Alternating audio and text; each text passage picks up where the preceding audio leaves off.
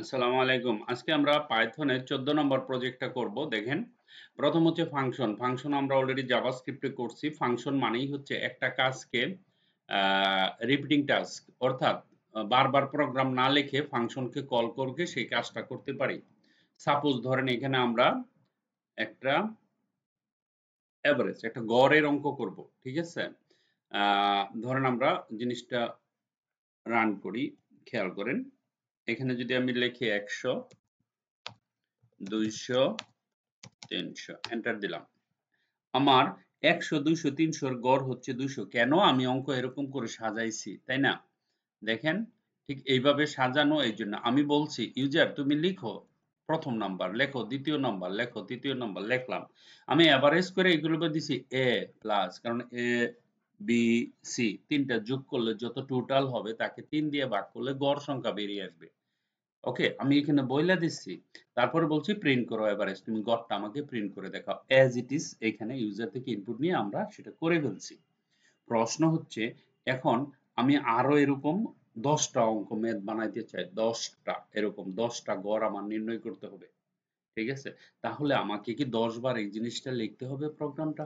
No, just one time. আমি 10 বার call করব, সে 10 বার দিয়ে দিবে। দেখেন, এখন আমি যদি এটাকে 10 বার কল করি, সে 10 বার দিয়ে দিবে। আর আলাদা লেখার দরকার নাই। হ্যাঁ? কিভাবে কল করব? ধরেন এই যে এটাকে কন্ট্রোল সি দিয়ে কপি করেন। কপি করে এই যে একবার, দুইবার, ৩ বার। আমি ৩ বার দিলাম। আপনি ১০ বার দিলে ১০ বারই হবে। আমি যখন এটাকে রান করব, এখন আমাকে বিভিন্ন ডিফারেন্ট এর মান আমি ৩ টা, এখানে একটা ক্লিক করেন, এখানে রান করেন। সে বলতেছে এন্টার দি নাম্বার। ওকে। ধরেন এখানে নাম্বার দিতে বলতেছে।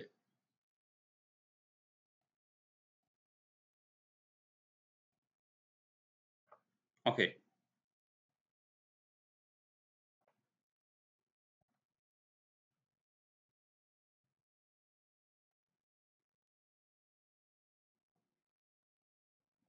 ওকে। এখানে আমি নাম্বার দিলাম। ধরেন ১০০, ২০০, ৩০০। সে বলছে থ্যাংক ইউ, নাম্বারও দিয়ে দিছে, গড় দিছে। এন্টার দি নাম্বার মানে কি? পরেরটা। আমি তো বারবার বলতেছি না, পরেরটা। ২০০, ৩০০, ৪০০, দেখেন আবার দিয়ে দিছে। আবার বলতেছে enter the number. ৫০০, any number, গড়। হ্যাঁ? তারপর আবার বলতেছে, কারণ ৪ টা তো এখানে। ৮০০, ৬০০, ৭০০, বাস। যত সময় আমি কল করেছি ততবার বলছে এন্টার দি নাম্বার, মানে এক নাম্বার একটা ম্যাথ আপনি করতে পারতেছেন। দেখেন ফাংশনের কত সুবিধা। আমাকে বারবার সেই প্রোগ্রামটা শুধু খালি একটা প্রোগ্রাম বানায়া শুধু কল কইরা, দ্যাটস ইট, কন্টিনিউ চলতে থাকবে। ঠিক আছে?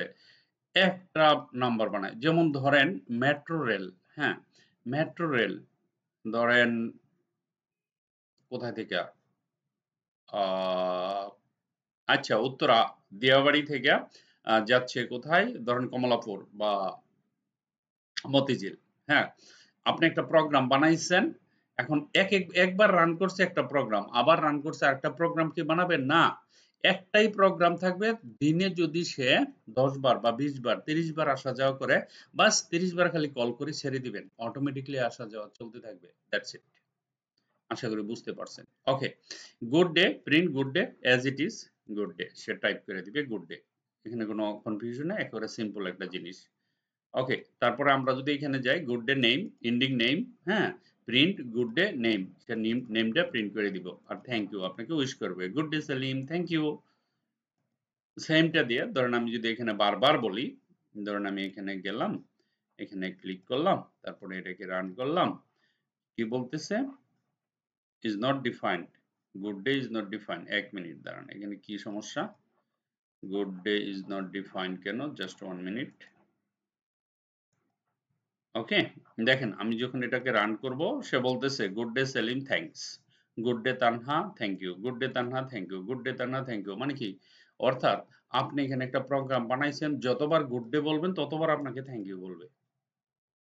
ক্লিয়ার? আমি কিন্তু এখানে থ্যাংক ইউ কথাটা জাস্ট খালি ওয়ান টাইম লেখছি, এন্ডিং মানে বলছি যে লাস্টে থ্যাংক ইউ বলবা। প্রত্যেকবার থ্যাংক ইউ বলতেছে। This is the call function. Okay, factorial. আমরা ফ্যাক্টোরিয়াল কিভাবে নির্ণয় করি ছোটবেলা শিখছি ম্যাথের সময়, তাই না? আমি একটু দেখাই দিই আপনাদের, আরো সহজ হয়ে যাবে ফ্যাক্টোরিয়াল জিনিসটা কি অ্যাকচুয়ালি। অর্থাৎ গুণ করা। ফ্যাক্টোরিয়াল অর্থ হচ্ছে ধরেন এখানে কি লেখা আছে? শূন্য। এখানে শূন্য, শূন্যর ফ্যাক্টোরিয়াল হচ্ছে এই যে এটা 1। তারপরে আবার কি বলা হয়েছে যে ফ্যাক্টোরিয়াল 1, 1 is 1। তারপরে 2 এর ফ্যাক্টোরিয়াল 2 into 1।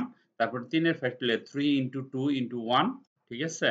তারপরে ফ্যাক্টোরিয়াল 4, 4 into 3 into 2 into 1। তারপরে হচ্ছে গিয়ে ফ্যাক্টোরিয়াল 5 into 4 into মানে এক এক করে কইমা কইমা যত বড় সংখ্যা হোক তত বড় ফ্যাক্টোরিয়াল হবে। ঠিক আছে? তো এটা আমরা পাইথনের সাহায্যে করতে পারি। দেখেন এই যে পুরো প্রোগ্রামটা বানাইছি না, ডিফাইন করছি, এখন খালি আমরা কি করব? এটাকে রান করব। Print factorial of this number is এত। ঠিক আছে?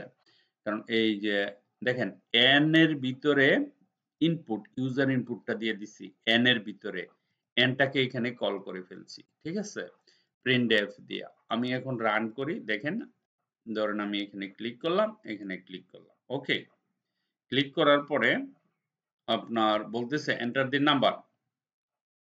এটা কাটেন, এন্টার এর নাম্বার। আমি একটা নাম্বার দিলাম, ধরেন 4। 4 এর ফ্যাক্টরিয়াল 4 into 3 into 2 into 1। 3 4 12, 12 দুগুণে 24, সিম্পল। দেখেন এখানে 24 আসছে। ঠিক আছে? 4 5 এর ফ্যাক্টরিয়াল কি? আমরা যদি 5 লিখি এখানে, তা সে আমাদের বলে দিবে। আমাদের টেনশনের কিছু নাই। 5 লেখেন, এন্টার দেন। 5 এর ফ্যাক্টরিয়াল হলো 120। 6 এর ফ্যাক্টরিয়াল কত? দেখেন 6 লেখেন এখানে, অটোমেটিকলি সে বলে দিবে আমাদের, কারণ আমরা একবার অলরেডি বানিয়ে ফেলছি। 6 এর ফ্যাক্টরিয়াল, সরি এখানে যান, এখানে আসেন, লেখেন 6, এন্টার দিবেন। এন্টার দেওয়ার সাথে 772। তেমনি যত যাবেন তত বাড়বে। এখন যদি আমি লিখি 10, 10 এর ফ্যাক্টরিয়াল কত? দেখেন কত হয়ে গেছে। হ্যাঁ, 1 2 3 4 5 6 7। কেন এত বড় সংখ্যা হলো? আমরা জানি 10 into 9 into 8 into 7 into তারপরে 6 into 5 into এরকম যাব না আমরা, তখন তো আমার ফ্যাক্টরিয়ালটা অনেক বড় হয়ে যাবে। That's it. Okay, so functions এর উপর আমাদের মনে হয় আর কনফিউশন থাকার কোনো কথা না। আপনি এই যে একটা, দুইটা, তিনটা, চারটা, পাঁচটা ফাংশনের এক্সাম্পল দিলাম। এই 5টা প্র্যাকটিক্যাল করে খাতায় নোট করবেন। ঠিক আছে? করে আজকে যারা পাইথনের ক্লাস করতেছেন তারা এটা করবেন। ঠিক আছে? যারা পাইথনের ক্লাস করতেছেন তাদের এক্সাম দেওয়ার দরকার নেই। বিটিভির এক্সাম তারা তো দিচ্ছেন না। তারা তো প্রোগ্রামিং করতেছেন। ঠিক আছে? পাইথন যারা করতেছেন তাদের, আর যারা বিটিভি এক্সাম দিবেন এবং পাইথন করতেছেন তারা দুইটাই করবেন। এই প্রোগ্রামও কমপ্লিট করবেন, আবার ওই প্রশ্ন আজকে এক্সাম দিতে হবে। Thank you very much.